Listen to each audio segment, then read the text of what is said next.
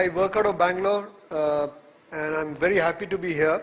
I have been a regular visitor for a long time, formerly in the Indian Army. A remarkable city, and I think this leap of faith that people have been wanting to see, we can see the green shoots of that. And we'd like to be partners to it and innovate global solutions for Uttar Pradesh's needs. One of the things, and I'll limit myself to about 3 minutes, and I'll go around your question, is can we have the next slide, please? And the next.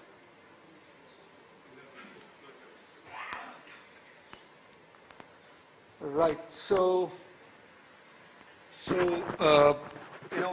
we have two things that we look at, and I'm part of the global public sector team. One of the challenges that we see across the world is that the trust between the government and its citizens is at an all-time, all-time, I won't call it a low, that's a negative perception, but it's pretty tight. And one of the reasons is there's increasing transparency that people are expecting out of governments.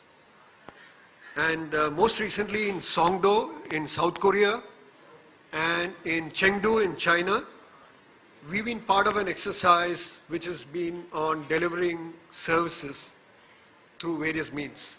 We call it smart and connected communities.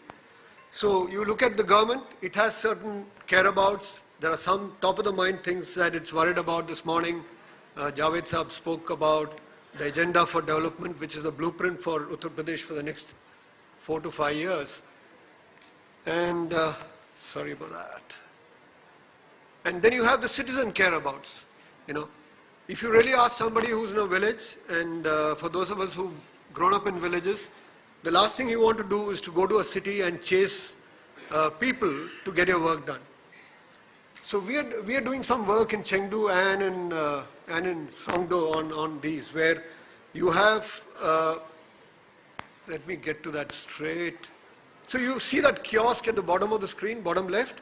Now that's something that's been implemented in large numbers in these new cities, and these are bespoke cities, where all services are given out of one single endpoint, one single location. And the challenge, I think, in India is, while you have NOFN, you have SWANs, I think the real challenge lies still further ahead, and that is in the last mile.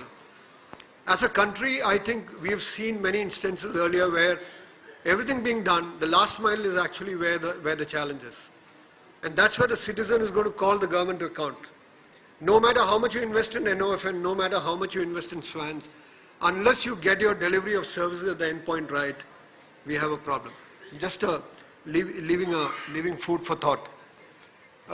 Let me now skip all of this and let's go to the use case. Now this is something that we're doing in Songdo, is how, without any face-to-face interaction, from analogous to a block in India, how you can go to the block office and get all your work done. Be sure that the land that you have is backed up with documentation. It has a history behind it. And all those things that you need to potentially draw a loan, maybe for a small and medium enterprises, can all be done without having to travel all the way to Lucknow or to Kanpur for that matter.